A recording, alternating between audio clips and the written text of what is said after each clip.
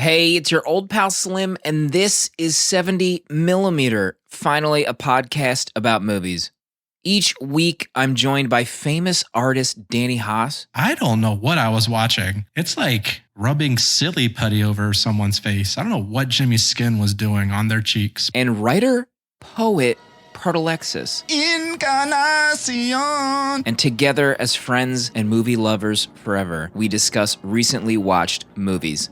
Later in this episode, we're discussing Alfred Hitchcock's 1958 psychological thriller, Vertigo. Is this one of the greatest movies of all time? Or is Jimmy Stewart just too dang old to fall in love with Kim Novak?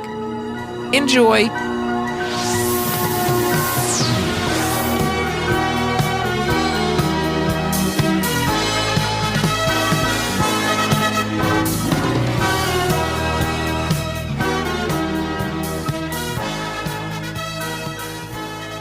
The villagers let their voice be heard on IG this week. Danny put on his social media cap and asked people what their favorite rom-coms were. They were piping through the inbox. I couldn't believe how much response we got. People love rom-coms. They're gagging for it. That's what I hear. Was it over 100? It was a lot. It was Actually, a lot. There was too many to answer. What's your favorite romantic comedy? That was the question that you asked. Mm-hmm. Also, I mean, who knew Danny was so good at social media? Did any of us know? It's almost like he has got some kind of experience with like an account with a lot of followers. Gosh, so many of these. Moonstruck, Mel Mendez suggested. Well, not suggested. That's just her favorite rom-com. That actually, I just made the cardinal mistake that Proto made as well because, you know, there was a lot of consternation in our DMs this week about whether or not these were suggestions for a movie for us to do or just people saying their favorite rom-coms. I look at it as both, okay? You know, we have their voices be heard. We know what people want now. We know what, like, a few movies now we have on our list.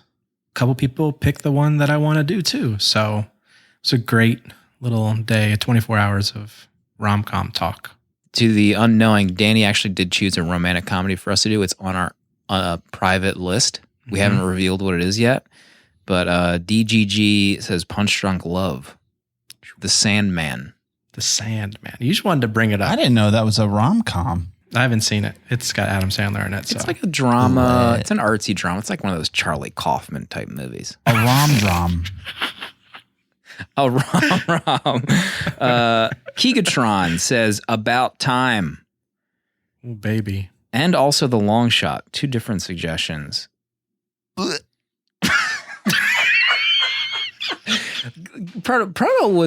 think Proto was sweating bullets at some of these suggestions. Can you elaborate on kind of your emotional roller coaster of a day as people were giving some of these suggestions? While you elaborate, how about you give us your favorite rom-com too, Proto? My favorite, I don't even know what my favorite rom-com is. I'd have to pull up a list. Lord of the Rings, The Fellowship of the Ring. Yeah, Arwen and Aragorn, you know? Oh, baby. I don't know. Favorite rom-com? There's got, probably Nacho Libre. Yeah. Who's the love interest in Nacho Libre? Put Jenna on. Let us talk to Jenna. What are you talking about? Is it wrestling? Nacho and Encarnacion.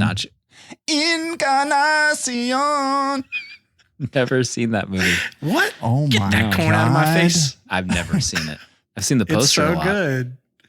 I'm a man of science.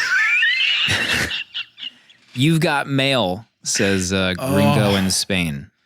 It's a perfect movie. Are they the powerhouse rom-com couple, Tom Hanks and what's her face? Meg Ryan. She has a name. Meg Ryan, yes. She has a name. You might be right. You've Got Mail and that other one they did. Sleepless in Seattle. Sleepless in Seattle. I grew up on Sleepless in Seattle. But even separate. I mean, she was Harry Met Sally. Wait, I interrupted Proto. I wanted Proto to explain his emotional roller coaster. Oh, yeah. During these DMs coming through. Yeah, I recently saw Long Shot. I have a Letterboxd review. You can go read it. That movie is terrible. A lot of these movies are terrible. There's a lot of Julia Roberts love that shouldn't exist. All right. Excuse she did me. some good ones. She has some stinkers in there. And I don't want to revisit any of these stinkers. Name 5 stinkers from Julia Roberts. I'm not naming anything for you. We all know what they are. I don't have to call them out. T. Stover says Hitch. You better not be talking about Notting Hill. Never seen it. I have no plans to. My Big Fat Greek Wedding, Will Latner. Dirk Feelgood, the doctor himself. Heartbreakers. That I'll tell you what. Heartbreakers? As a coming-of-age young man, that's all I can say about that movie. Jennifer Love. Producer Dale says About a Boy. I remember loving About a Boy when I saw it. Oh, I love ago. About a Boy. Mm-hmm. D. Hurt, Some Like It Hot. Amazing film. One of the greatest, if not the greatest comedy of all time, ? As rated by AFI. Grugrux Dave says Wedding Crashers. No.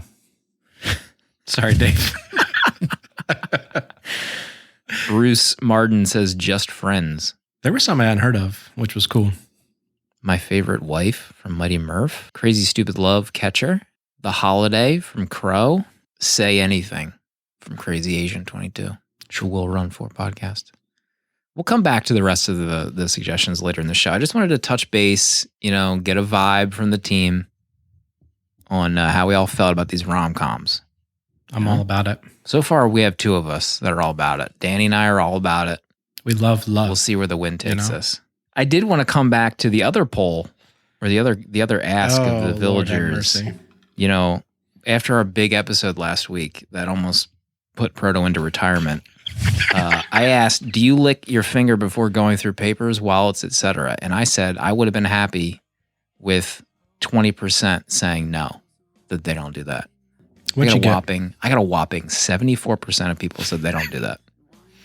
So this is the Hamilton poll I needed. I just want to say that I feel vindicated. Spider-Man soundtrack. You should. Dashboard confessional.mov.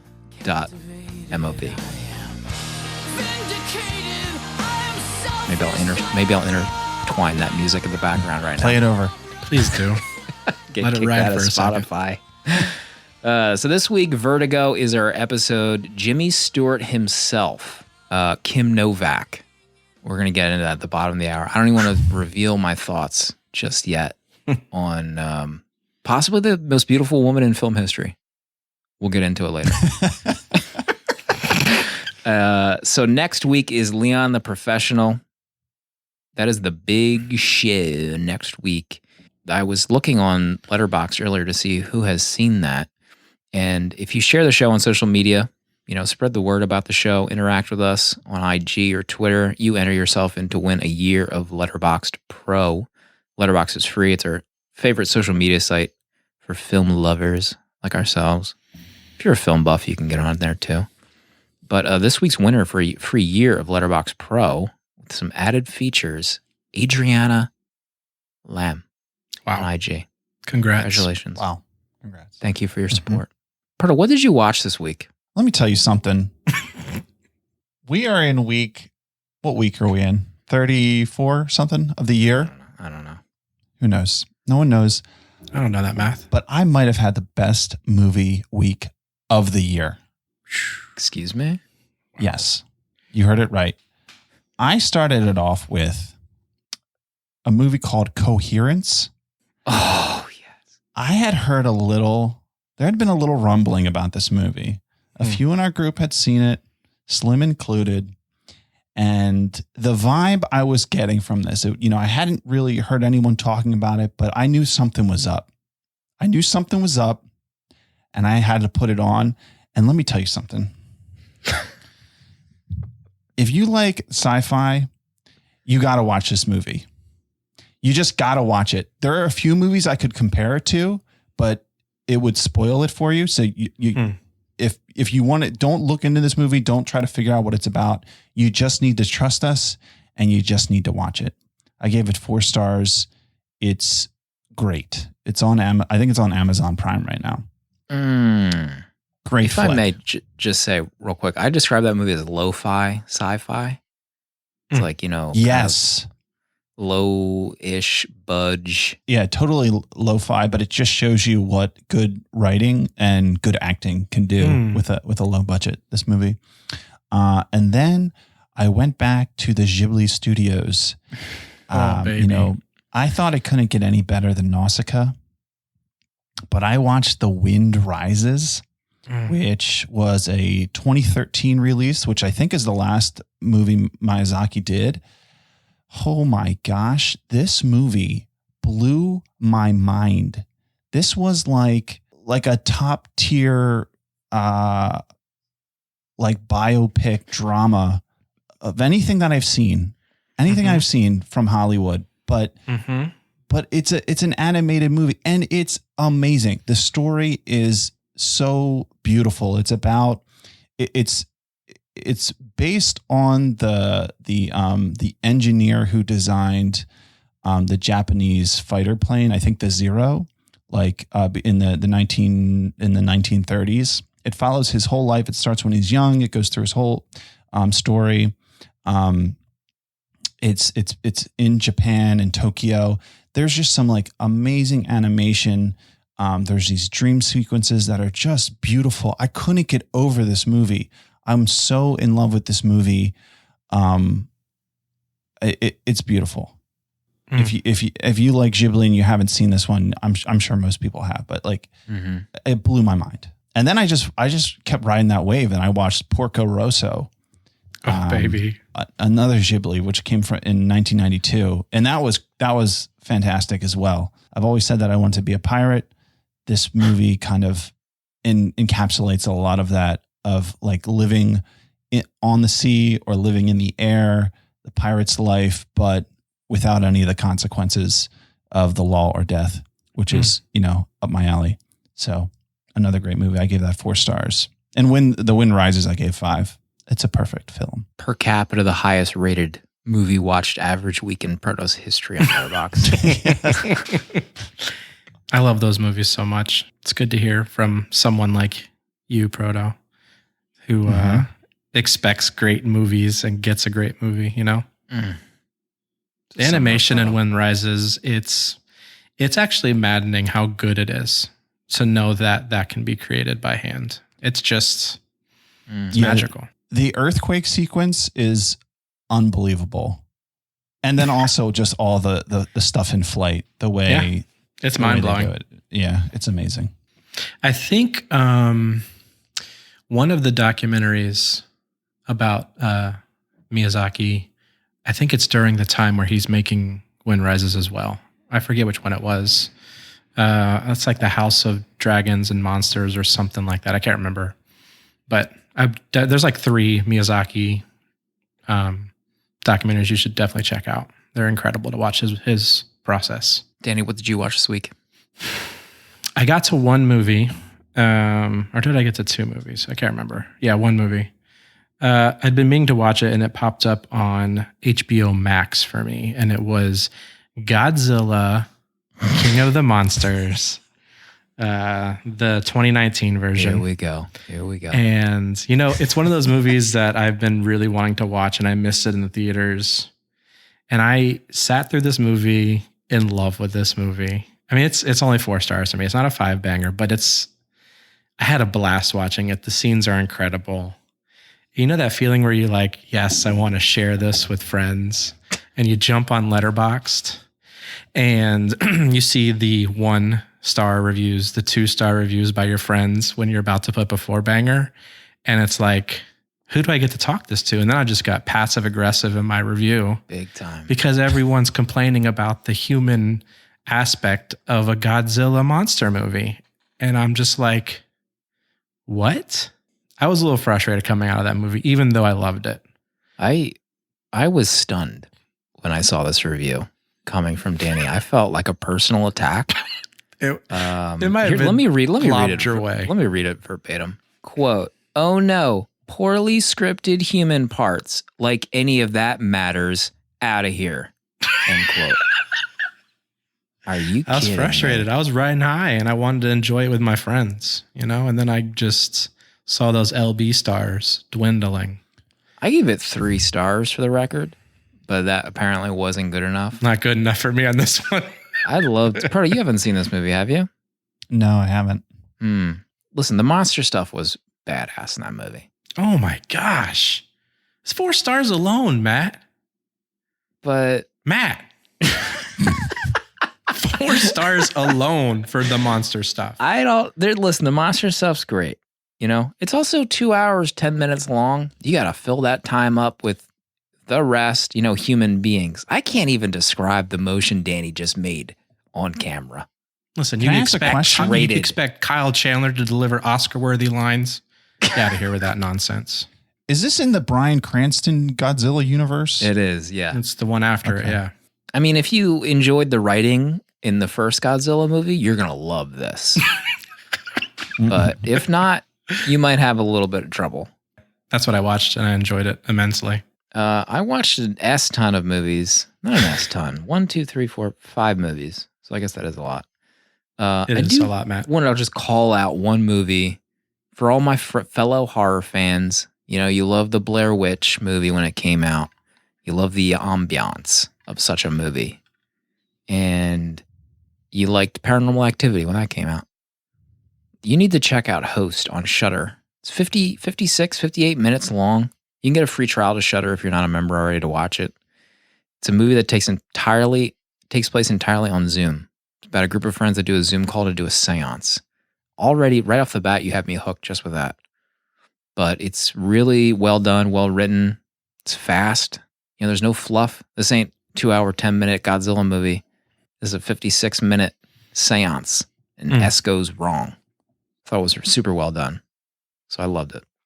Should we get into Vertigo? Yes. Hitchcock. 1958. Jimmy Stewart. There it is.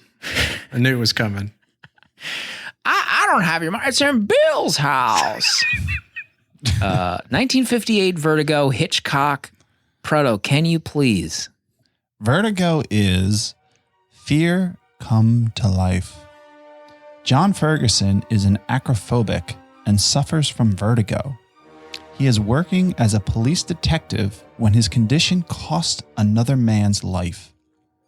Ferguson forces himself into early retirement, but an old friend returns to his life and insists that John help him. This friend has suspicions that his wife is now someone else, someone dead, and wants John to investigate. John declines until he sees Mrs. Madeline Elster in person. What follows is a twisting journey through San Francisco as John gets closer to the truth and closer to Madeline. John gets closer to unraveling the mystery, but will his fears get in the way, and will he lose it all to vertigo?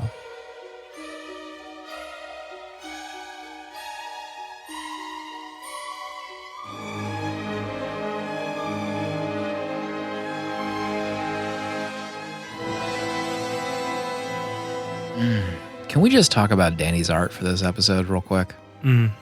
Next Golly. level stuff.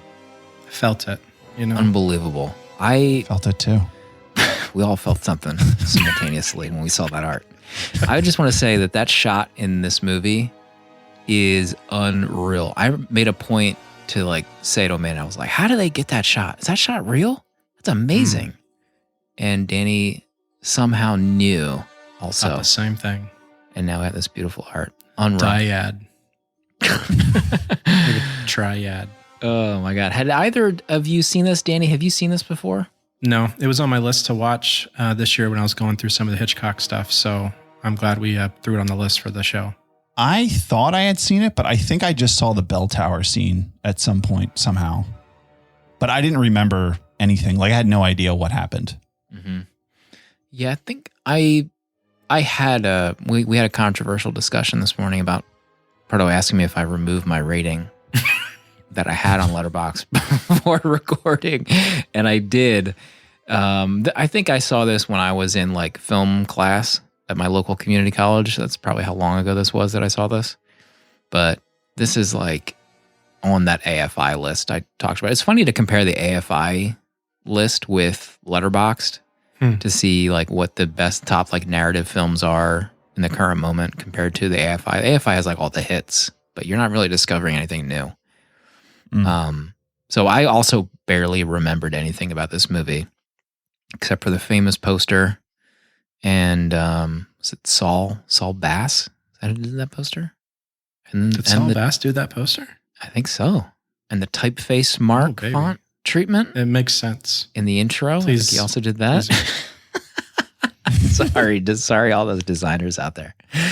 I love the opening credits of this movie. The music. Oh, love them. There's just something about Hitchcock movies that just like gets me pumped up. Those opening credits, my God, those drawings were so amazing. Good. There's one, maybe like halfway through, where it looks like an eye, and then do you know what I'm talking about? Mm-hmm. It looks like an eye, like a perfectly drawn eye, and then as it zooms in on it, you just see that it's just those lines again, and just like the same pattern as if it like just was like something spinning. Oh my God, it's so good. Mm-hmm. I love that opening. The music was incredible for this film. I think it was Bernard Herrmann. I don't remember what else he did with Hitchcock, but the music was incredible. Bernie Herm. Did he do the Psycho music? He did Psycho. He did The Birds. He did Citizen Kane. He did Taxi Driver, North by Northwest, Cape Fear the remake. Holy moly, Bernard. Psycho is one of my favorites. Man, the music in that's incredible too. Bernard de God. Mm-hmm. Unreal. So the opening scene of this movie, I watched this version on Movies Anywhere, which I believe Proto did as well. I lent him my copy, which you can do on Movies Anywhere. Opening scene is the chase on the rooftop, and this is where you see what happens to Scotty, Jimmy Stewart, and he's trying to climb above the rooftops. He gets caught on a storm drain, but the cop ahead of him eventually like tries to help him. They're chasing a criminal of some kind. And instead of chasing the criminal, the cop has to come back and try to save Jimmy Stewart. And as he's bending over, I'm thinking to myself, like, how is this cop going to pull up Jimmy Stewart from this storm drain? He's dead. Let Jimmy just dig his own grave there and go get that criminal, right? Were you guys thinking the same thing? First of all, the angle of that roof with those tile shingles. Like when I first saw him jumping across, I'm like, there's not a gap there, right? I couldn't tell with the way that was shot. And then it was like, they were barely making it up to begin with. And when he came back down to help Jimmy, I'm like, no, there's no leverage. There's no way you're pulling him back up. Yeah. Grab my hand, Jimmy. No. You don't even find out how Jimmy got out of that situation. Right. The scene cuts. There's no way. The storm drain is one wind away from collapsing under the weight of Jimmy Stewart's one hand. There's zero chance he pulled himself up out of that. He landed on that cop's corpse probably, and that's how he survived that. Yeah, but when that cop fell over, I almost jumped out of my seat. Like I threw my hand. I was watching this with Jenna. She wasn't watching. She was looking at her phone. But when he falls over, I threw my hands up in the air. I was shocked to see him fall over. There was something about just the framing of that shot and the way it was set up that I was not expecting him to fall the way he did. And it really shocked me that he really went tumbling over. Yeah, I love the way they framed that whole thing. It was obviously like a set piece with a backdrop, but it still looked great. Like I love the way that whole set looked. I think it was probably one of the best sets of the whole movie in my opinion. But that moment is, I think I remember, I don't know, maybe there was a shot of Jimmy Stewart looking down and then like looking back up, in grief, like, the shocked face. Like I love the olden day, like turn away in horror. That face is so good. But this is what causes his vertigo acrophobia. Is that what it's called? I don't even know what the hell. I'd never heard of that before. Acrophobia. He is hanging out with Midge, a friend of his. They used to be engaged. Midge. I love Midge. I was enthralled with her. She runs her own like design studio out of her apartment. I was honestly like annoyed at Jimmy Stewart for not realizing what he had in front of him with Midge. Are you kidding me, Jimmy? Smack him. With Midge? I was pissed. God. You kept going on about Kim Novak, but Midge was the sleeper star in this movie, in my opinion. My word. So he is hanging out with Midge. He's got a cane. You know, he's got such terrible vertigo. Apparently, if he's up like a step ladder, he loses it. I also was wondering how old Jimmy Stewart was while I was watching this. Because when he was going up there, I'm like, is he 85 trying to get up these steps? He just seemed so old. Like this really old guy, just like taking his time one step at a time. If he's going to break a hip if he falls. I said the same thing to Amanda, and I think I wrote, this is later in the movie. This is after he meets with Kim. But I have, my line is, how old is he? He's anywhere from 39 to 60 in this movie. He's got like graying hair. And apparently when this movie came out, that was a big issue because of the romantic relationship between him and Kim. Kim Novak, I think, was 26. Oh, he was 50. He was not 50. He was like, I think he was early 40s. He might have been 42 in this he movie. was born in 1908. This movie came out in 1958. Really? I thought he was a little bit younger than that. Okay, so that's even worse. But apparently the audience also had a big issue with their age gap. Because, you know, they become romantically entwined later. And, you know, I don't know if we want to skip ahead too much, but it's, you know, questionable. Like their romantic involvement, in my opinion. What's questionable is, does Jimmy know how to kiss a woman? Because the kissing scenes, I don't know what I was watching. It's like rubbing silly putty over someone's face. I don't know what Jimmy's skin was doing on their cheeks, but all right, Jimmy. All right, yeah, we almost got the shot. We just rub your face. Keep rubbing your face against her cheek a little bit more. Yeah. Keep going. Yeah, we need 5 more seconds. Just interact. Act like you're in love.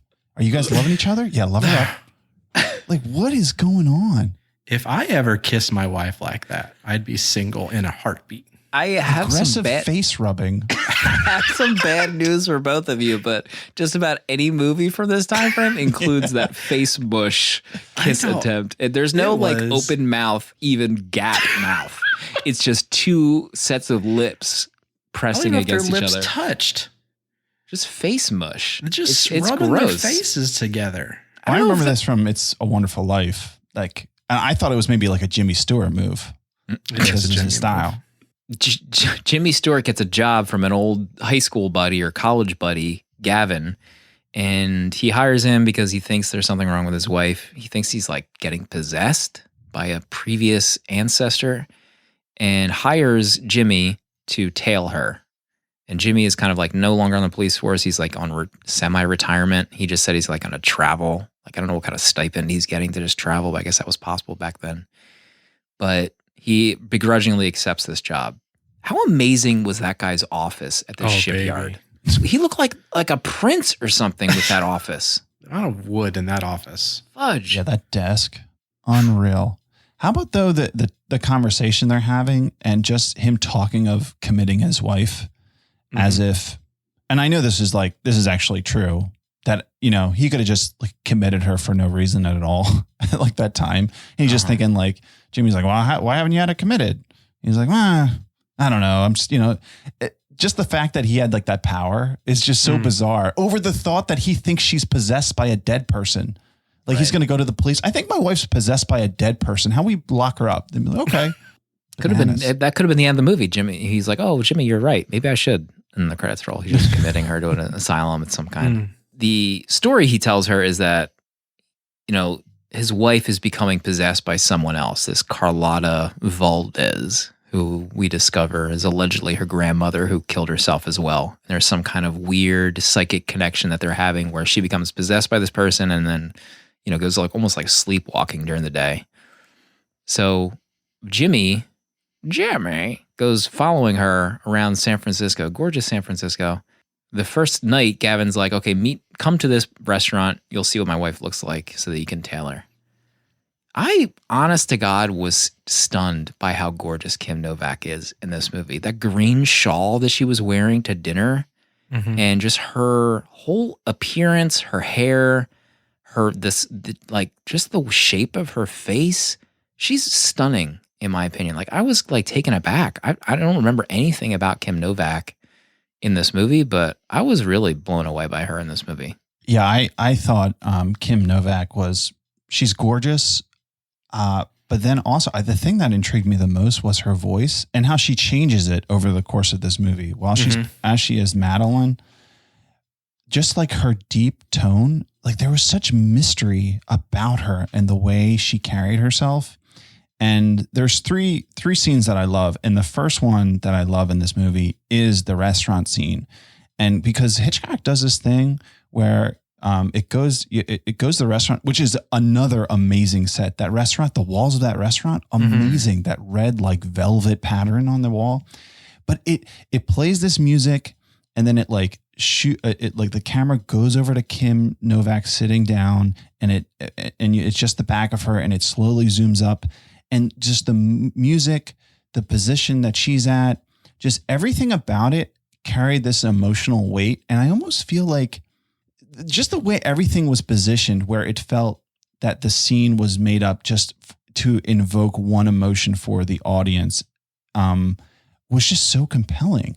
The way it was presented, like there was just this just drama in it, and I loved it so much. Like you were saying, like the music is incredible. It just carries like this ominous weight, and throughout the whole thing, that I love that scene for. He goes and sees her go to an apartment that he doesn't think she lives at, and he goes to investigate. Dear, has she done something wrong? Please answer my question. I can't imagine that sweet girl with that dear face. What's her name?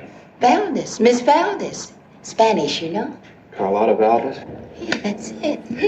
Sweet name, isn't it? Foreign, but sweet. How long has she had the room?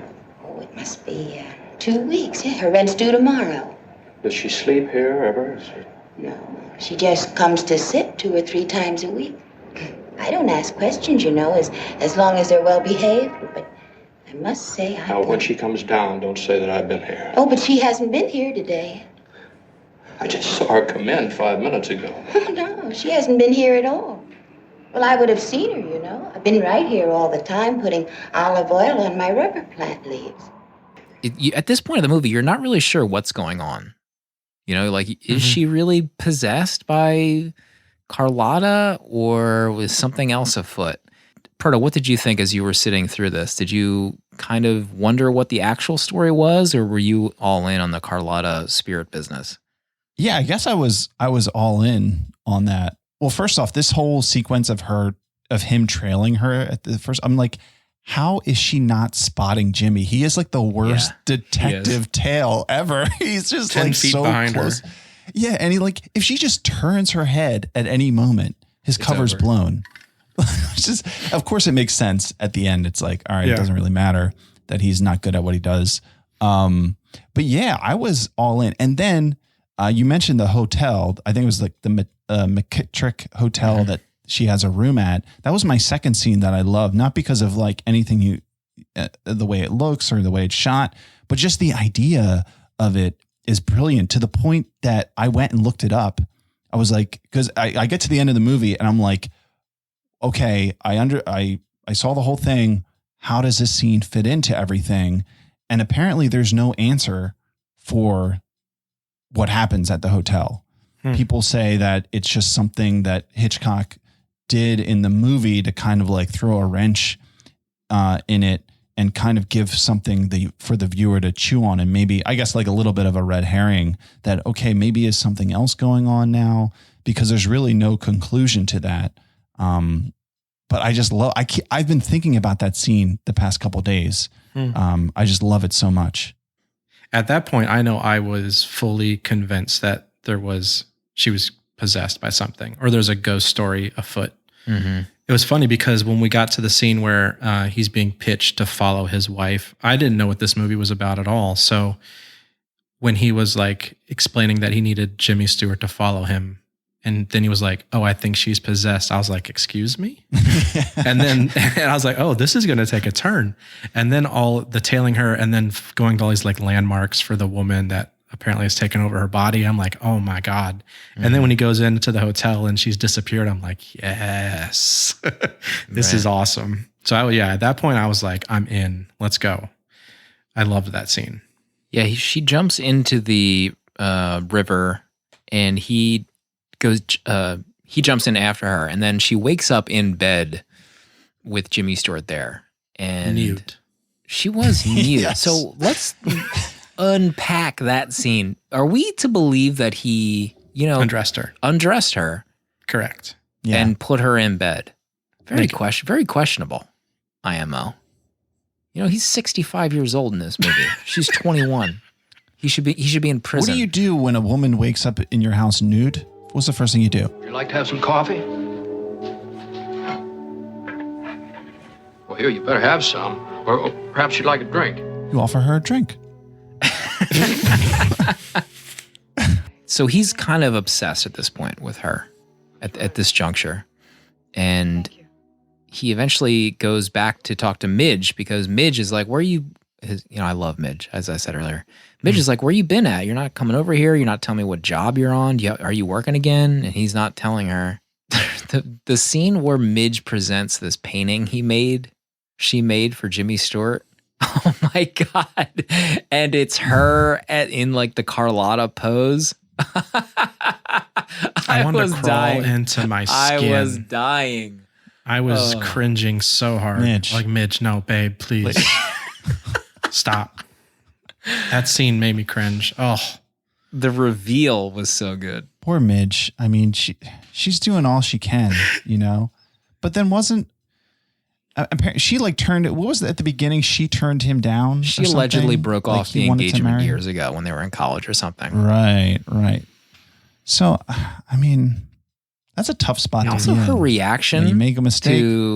after he leaves and she realizes she blew it, she's like freaking out, pulling her hair. Oh man, poor Midge. She painted Another herself classic as 50s the move. dead woman possessing the girl that her man is falling in love I with. was into it. I would have been like, Midge, this is beautiful. Midge, let's go get a burger right now, and I'll put this case aside. This psycho woman that I'm following.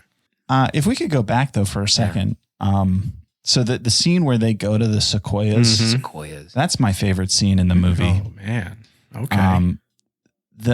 When they're walking amongst the trees, the lighting in that scene, the music, again, just like the restaurant scene, there's something so powerful that's communicated in that where it's all like building up, and then they're standing together, and then Madeline, she just walks away from Scotty, and she goes behind one of the sequoias, and then he's wondering what's happening, and then the camera like pans around.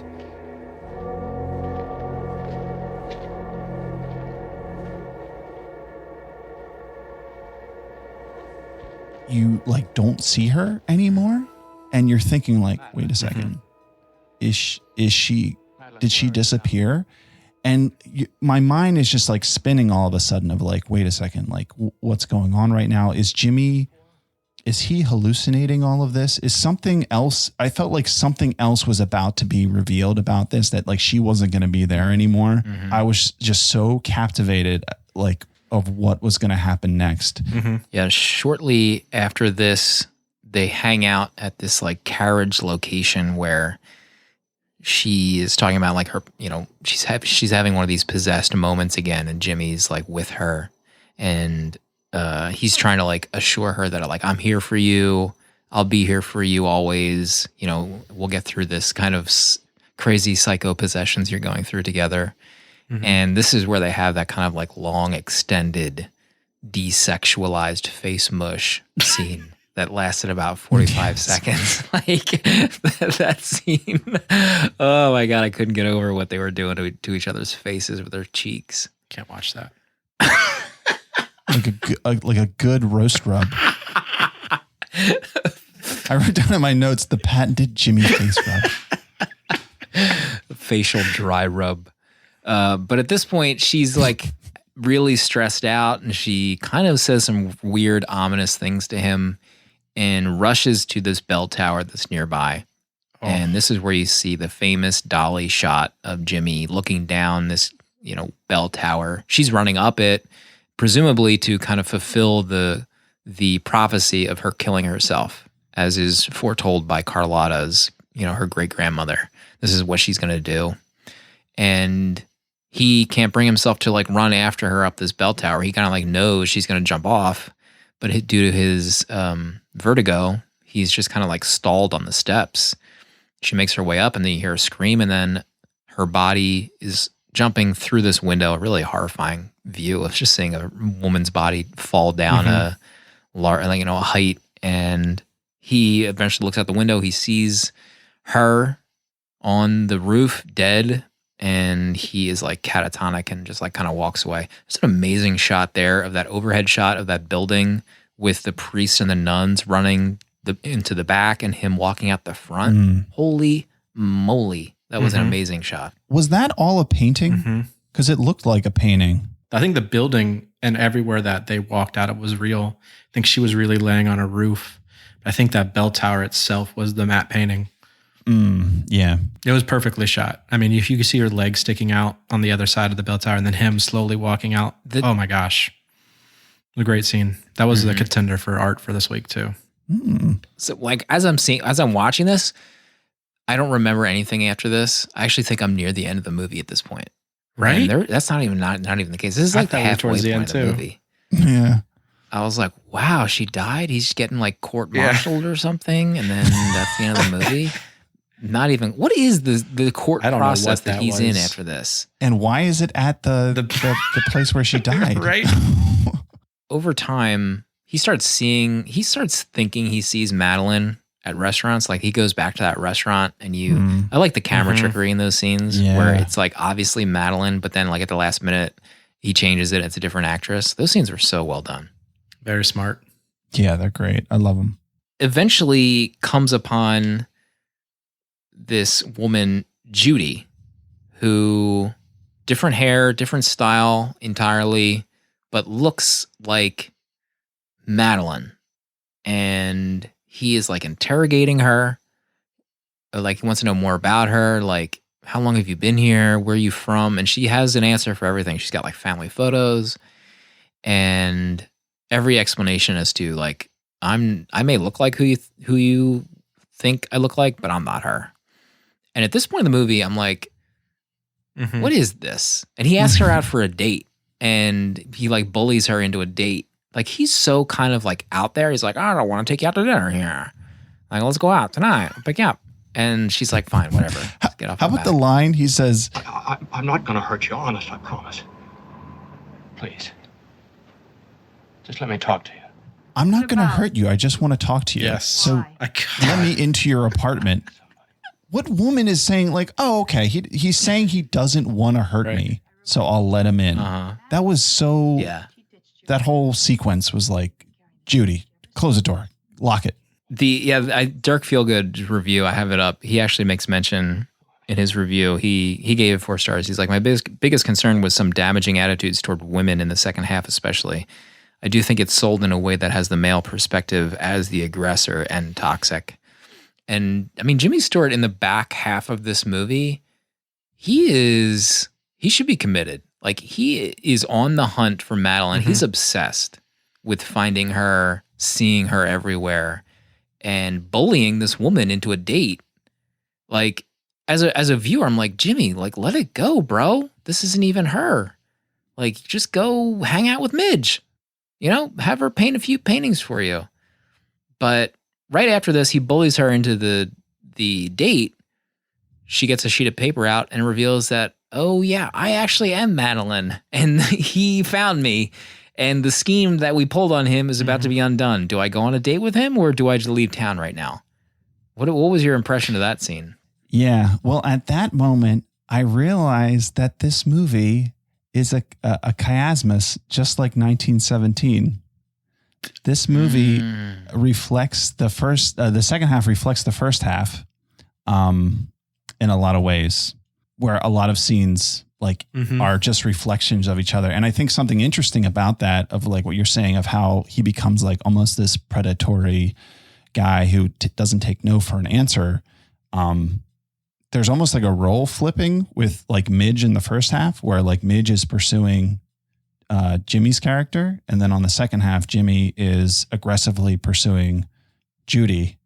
And that scene with the note is the same. It happens earlier where Judy leaves a note as Madeline at his apartment and gives it to him. Yeah. But here at the end, she writes this whole note and then rips it up. And there's a few other things like that. Of course, like the beginning and the end, there's somebody who dies at the end by falling. And at the end, there's somebody who dies. And, you know, he gets his acrophobia at the beginning. And then at the end, I guess seemingly he's cured from it. But the whole reveal, of just like finding out. The only way I knew something else was up is that like, you're halfway through the movie and she's dead. And you're like, what is going on? And then I wasn't even sure when Judy appears. I'm like, okay, this is the same actress, but what is going on? I actually had to pause it. I was not convinced that was the same actress. I couldn't see it. I couldn't see it at all. I couldn't see it until she walks out in that green haze. And I finally like could wrap my head around that being the same actress. I think they did an incredible job of kind of masking that from at least the audience, because I was not convinced up until she actually dyed her hair and all that jive. Yeah, I thought it was like similar, and I thought they just cast an actress that looked like Madeline to just do this scene, and then they just flip it like, oh, actually, I am Madeline, dum. And she was like ready to leave town because of it. But I was curious, like Proto's comments make actually perfect sense, but I would love to have seen a version where they don't show her writing that note, because she plays it straight for the rest of the movie, because he kind of like tries to want her to do things that are like Madeline. He eventually forces her to buy new clothes, to dress like Madeline. He forces her to get her hair done, just a total makeover to look like Madeline. And Judy's reaction to all of that is very real. You can't even really tell that she's Madeline. Like if you remove the note scene and they don't reveal it until the end of the movie, like I would have still been shocked. Like, oh God, like when she finally gives in at the bell tower and tells him how they did it, I probably still would have been shocked. That's how well Judy played it in those scenes. Yeah, they actually show her running into the bell tower and the whole thing where Elster's up there and throws his wife off the side. Does that happen when she's writing the note? I can't remember when that happened, but I feel like it's pretty early on where you like know what the deal is. I think it's the note scene maybe when they show the flashback. I feel like they shouldn't have shown that there. I feel like, that would have just added to the mystery of this other woman so much more if you didn't know what was going on. I did read in the wiki that they had a lot of fights about removing that scene, and Hitchcock did an initial screenings wanted that scene removed. But I think the producers forced his hand and put the scene back in. I think it would have been a way different movie for sure. Wow. Are we doing a slim cut of this? Oh, that's right. I forgot to mention I can officially say that I have started work on the slim cut of Last Action Hero. And it's a very different movie, I will say that much, without Danny inside of it. Not going to make a whole lot of sense. It's going to be shorter, though. We'll see. Perfect. Hit us up in DMs if you want a copy of the slim cut of Last Action Hero. Jimmy Stewart was almost insufferable in the back half of this movie. Like he needed some mental assistance. He needed a therapist about what he was going through with Madeline. This stuff with Judy was not helping him on a mental state. And I felt bad for Judy the whole time. You know, like I got to put up with this guy who wants me to be someone who I'm not, but actually am. I wonder when did Jimmy know what was going on? Like when did he figure it out that it was actually Madeline? I think just the necklace part. When he saw her, Yeah. she right. made that big mistake. God, I felt so angry at Judy for putting that necklace on. Eventually she puts on the same necklace that she wore as Madeline. And that's the tell for Jimmy that I've been had this whole time. Like all of this has been a trick. And I've somehow been dating the woman that tricked me. Like you got to feel like the worst detective in history at this point. Like you've been duped, my man, for 2 hours. So eventually he brings her to the bell tower and like forces her to relive everything. He's like, we're going up the bell tower here, Judy. We're going to do it all over again. And he drags her up there. She reveals to him the whole plot. She like tells him it was all schemed by Gavin so that he can go to Europe. And he threw his actual real wife over the edge. And he knew that Jimmy would not be able to go up the bell tower. What an elaborate scheme to leave the country. Honest to God, the most elaborate scheme in movie history to just leave the country with money. Also, what a total psychopath genius.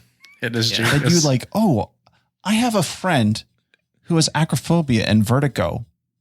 I have a plan to kill my wife. Any number of things could have gone wrong with that plan for Gavin. Any number of things. And somehow it worked. He hired Madeline, or, Judy, to play Madeline while his wife was like out of town for that entire period of time. He is having it out with her at the top of the bell tower. A shadowy figure comes out, scares Judy. She jumps off out of the bell tower, dies. And Jimmy is left aghast on the bell tower, and the credits almost roll up instantly. It was a nun that had come out to see what the noise was Creepy about. ass nun. My God. It just scared me, actually. Like, oh no. I heard voices.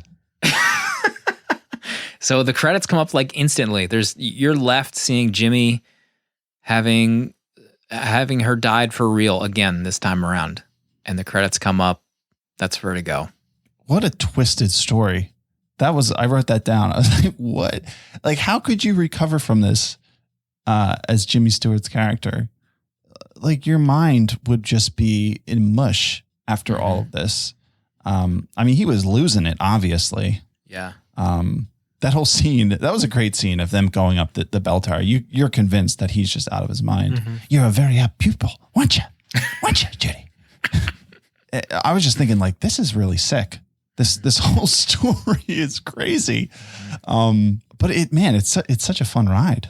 Danny, how did you feel towards the end of this? The big reveal and the shock ending. I liked it. I really did. I think this is probably out of all the Hitchcocks I've seen, I haven't seen a lot, but I feel like this is one of my favorites of his. And maybe it's just how well it's shot. It's an incredibly beautiful film. On top of his color choices in this film, we didn't talk about the scene where Judy's backlit by the green neon light. It's, I mean, that scene is absolutely incredible. That was another contender for my art, but I loved this story. I don't know if I was convinced it's a perfect film at the end of this movie. I really wanted it to be. I think it's highly spoken of. I think if I'm going to give my star rating, it's a 4-star movie for me. It's very close to being something that I could revere as a perfect movie, but I don't know that I actually like Jimmy Stewart in this movie. I don't know. I can't say at all, but there's just something I didn't enjoy about his character. Maybe it is the age difference. I don't know. I couldn't put my finger on what wasn't clicking for me with him in this movie. He's very awkward.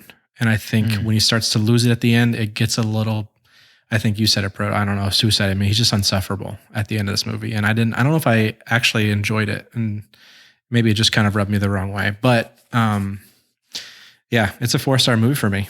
It's the music, the scenery, the walks and it's called Presidio Park. And it's beautiful. I want to live in San Francisco so bad now, or at least visited it for once. But this is definitely top tier Hitchcock.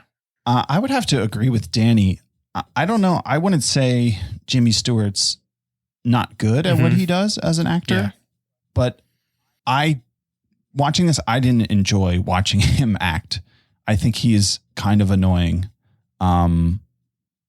And yeah, just his presentation, the way he delivers his lines. I don't have a lot of Jimmy Stewart experience. I've seen It's a Wonderful Life, of course, 1,000 times. I've seen Rope, maybe another one. So I haven't seen a ton of his movies, but yeah, I don't know. I don't love him as an actor. And yeah, the whole age thing I was in the back of my mind the whole time as I'm watching this. So to me, he's the low point of this movie. But yeah, I thought it was just, it was really refreshing. I don't watch a lot of old movies like this. So maybe that's it. It's like, it just feels so different to watch an older movie. It makes me want to watch more older movies. Oh, there we go. But yeah, I'd given this movie 4 stars. Yes. It's hard not to, because I don't know. It's a fascinating story. Kim Novak, yeah, she's amazing in this. And those scenes that I mentioned, they're just like incredible. The fact that I'm like days later still thinking about these scenes, I think is all I need to say about how good some of the moments are in this movie. One thing I was wondering as I was watching this, though, is that it would be cool to see someone try to make a movie in this style, like now. Like, I know people like not shoot it from this time period, but actually make it look like a movie with like the sets, and just like the color palette and just the presentation, you know, like kind of like the longer shots and just like the slow moments. I feel like that would be fascinating. And I can't really think of like movies that have tried to do that. Like in video games, they do that all the time, like where they like mimic art styles and it makes it feel like a game of that period. But I can't think of like movies that come out. Even like a movie like The Artist that came out a couple of years ago, that was black and white. I guess maybe that's the closest thing, but I think it would be cool if someone tried to remake or make a movie with like that exact feel. Ever heard of The Irishman? Oh my gosh, Matt, you don't have to. It's just us. I don't have to turn it on. It's just turn the three on of us. It's just the three of us, Matt. I would love, Proto, for you to watch Dial M for Murder or Lifeboat. Matt, have you seen Rear Window? I have, but not this year. That's coming up on my list. With all that said, I had a tough time rewatching this just because I've rewatched Rope. I've rewatched Strangers on a Train, Notorious, and Dial M for Murder. I gave Dial M for Murder 5 stars. I think it's amazing. And so having watched this, and this is like one of those AFI top movies of all time, like number 9 on the top movies of all time list. And I actually struggled on this rewatch. Like I enjoy Jimmy Stewart generally. But this movie, the age difference, the love that blossomed like James Franco's rear end between the two of these characters didn't feel real to me that much. And I can kind of pause 1960s love and kind of, you know, it's just going to happen. It's going to look fake and I just got to deal with it. This one was a little bit less so. Like I couldn't really suspend belief for these two. But Kim is amazing. There's a lot to love in this movie. And I think it's just a very strange movie. Like, because the main character, Jimmy Stewart, just kind of gets wacky towards the end of this. Like, he's put through the ringer and you're just kind of along for the ride for 2 hours in the last hour. So it's hard to kind of relate with him because he's been tricked. So I was like teetering on 3.5 stars actually for this, but I'm going to settle on 4 stars. Oh, baby. Vertigo. Have you seen North by Northwest? No, I think I've seen Rear Window and Rope. I think those are the 2 others that I've seen. Oh, wait, you haven't seen Psycho? Oh, no, I've seen Psycho too. Okay. I love Psycho. Cary Grant in North by Northwest is... God, you need to watch North by Northwest. I might be able to lend that one to you too on Movies Anywhere. Oh, the one thing I will say about Jimmy Stewart is he easily has the most stunning eyes of any human being I've ever seen. Unbelievable. I get lost in them. Look in my eyes, Proto. Next week, we're shifting gears for Leon the Professional. You know, you could say maybe Vertigo is a rom-com if you really had to put a gun to your head. No, you can't. Lumberjack Nick, let's get back into our IG suggestions for favorite romantic comedy. There's something about Mary, Lumberjack Nick said. That was a loud inhale from Danny. Loud and long. I mean, I've seen it. Mm-hmm. I don't. It doesn't fall into my rom-com category. I think maybe it's too much calm.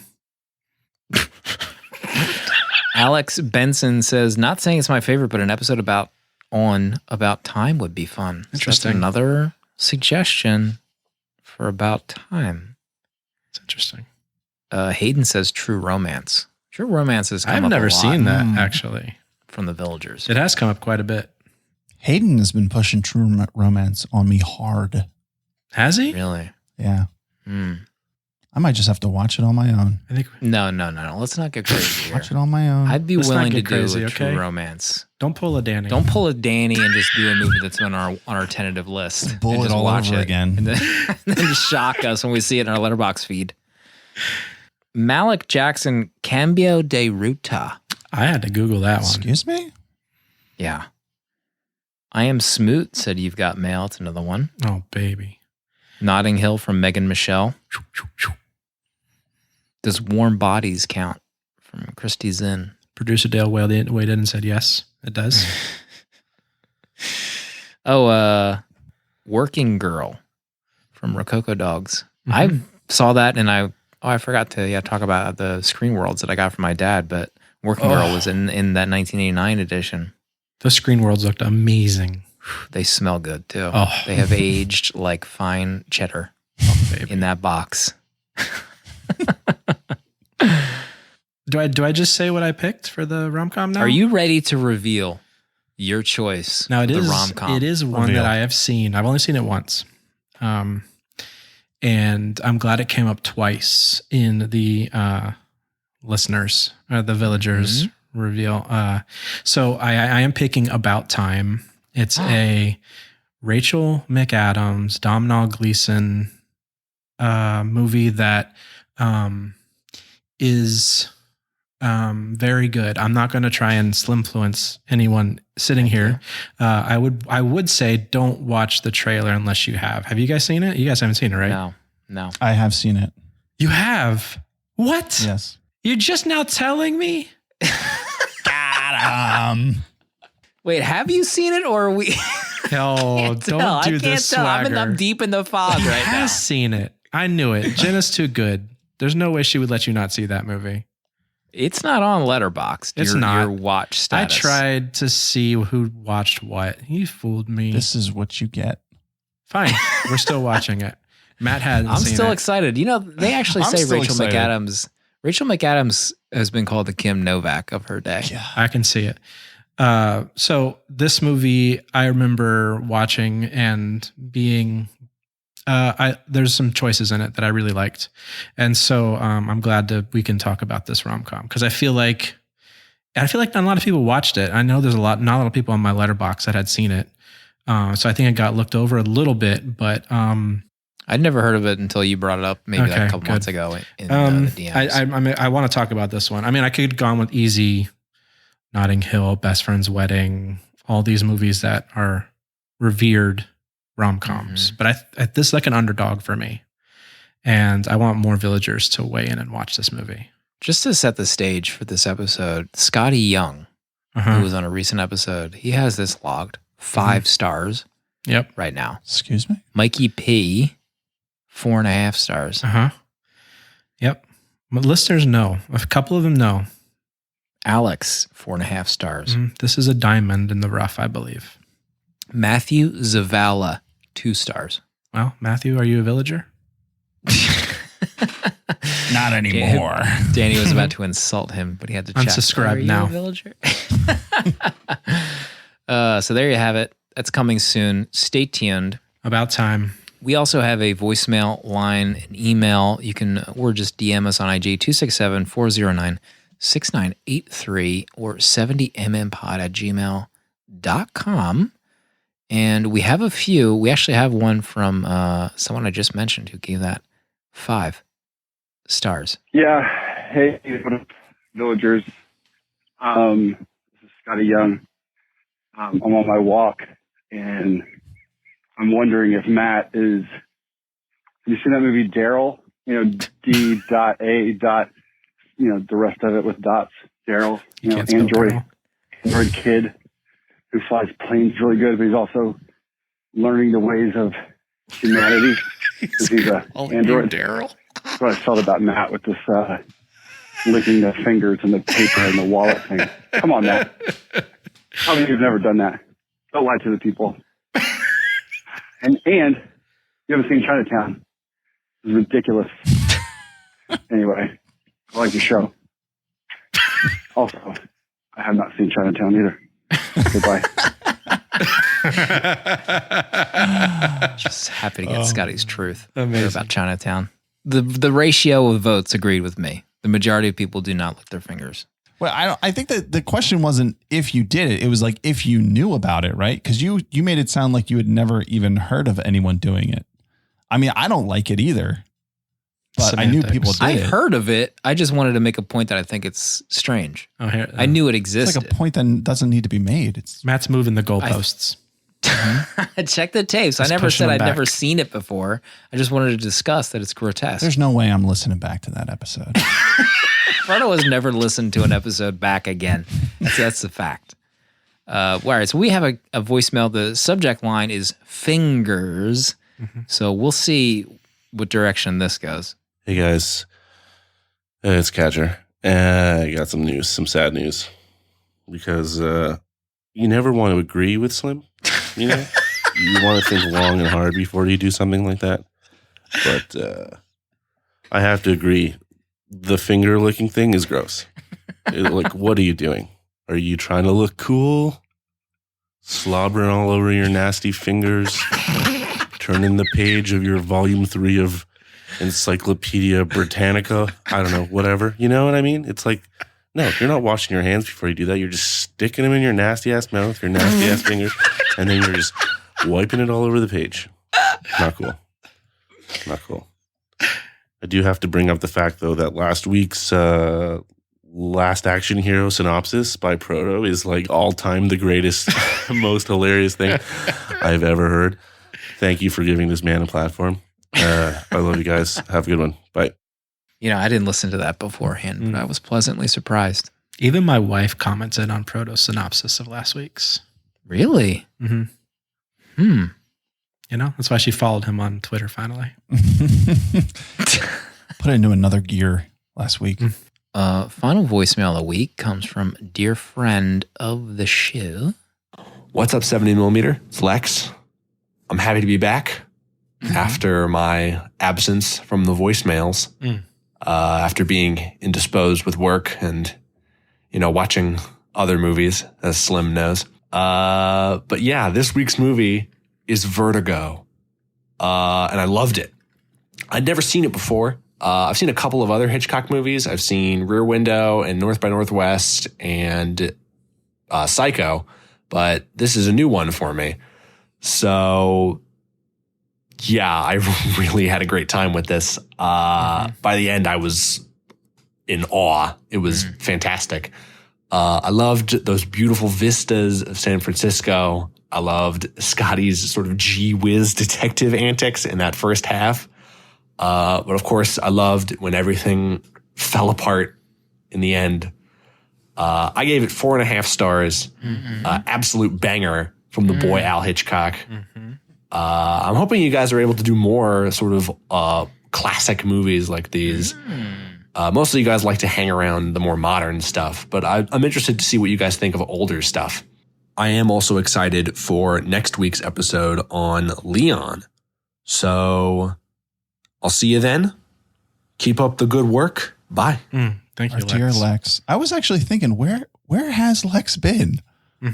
It's true. Missed him. It sounded like his water heater shut off, and that voice will remind me of Proto's water heater that we hear when we All play right. Apex. I'm getting a new headset. Everyone calm down. Hey, Lex, older movies. Stay tuned. I mean, maybe look at our set list. We got an old ones coming up. Stay tuned or look at our publicly available set list. Do you want to announce what that is for our 30th episode, Proto? Yeah, 30th episode. After Leon, we're doing Wings. 1927, the first winner of the Oscars Best Picture. It's going to be a big ep. Oh, baby. Big app. 1927. Where were you? 1927. Man alive. I'm actually super into doing more older movies. I love rewatching the Hitchcock ones. There's a ton of other ones. I watched The Haunting, which I thought held up really well. But if Lex has some suggestions, we're all ears. Some of us. Give us a banger of a suggestion, and it could just be, right around the corner. Got a lot of things cooked up for next week. Wait, Could be when's the Pride biggest- and Prejudice? After Wings? Yep. Oh, all right. Oh, you know what? I forgot that maybe the list will be updated by the time this is out, but I added Singing in the Rain to the list as well. So You that's mean a you're going whole to take new it movie. off by the time you record this? I don't know. It depends on how Proto feels about it. Singing in the Rain's your pick, Slim? It was. Wow. Did you see what else I added to the doc about my other no. top 3 Oh, that I want to do? I'm looking at the doc right now. It's actually the sigh. What? All right, I see 4. I see On Yeah, the it's the Waterfront and Titanic. Wow. You added Titanic? I added Titanic to my tentative list of picks. So we actually should talk about how we're going to try to slot future movies. Don't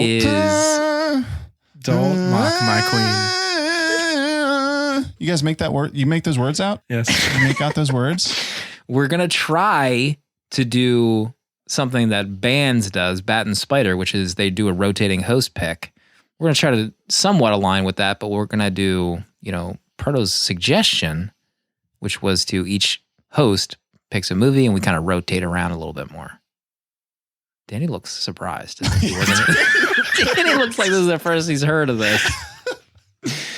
But anyway, we all present some picks and then we slot the order that way. So it's like maybe I get a movie, Danny's movie, then Proto's movie, and then we rotate around a little bit. I like it. We got to let Proto pick a few before we lose him. What was Proto? Oh, Seven Samurai is on our list too. That's a Oh. Proto pick. That was from his top list. Mm-hmm. Wings was a Proto pick. Okay. So we have some You're right. some collateral. We have some gas in the tank right now from Proto. Mm-hmm. I'm excited. We got some. These next 2 months will be hot. I'm actually really excited about Pride and Prejudice. Let me say. Mm-hmm. We know. All right, next week we got some news coming. Stay tuned. We got something cooked up. A lot of Cooking. work been happening. It's gonna be a lot of fun. By some of us. We'll see everybody next week. Thanks for watching. Thanks for listening. Love you.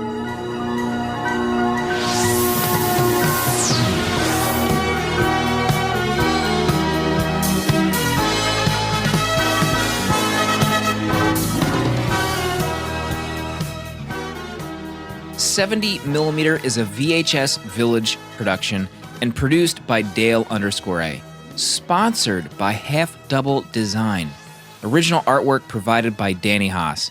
Spiritual guidance provided by Protolexis. This episode was mixed and edited by me, Slim. Special thanks to the good people at Letterboxd, and for a chance to win a Pro Letterboxd account, share the show and tag us on social media at 70mmPod. Goodbye.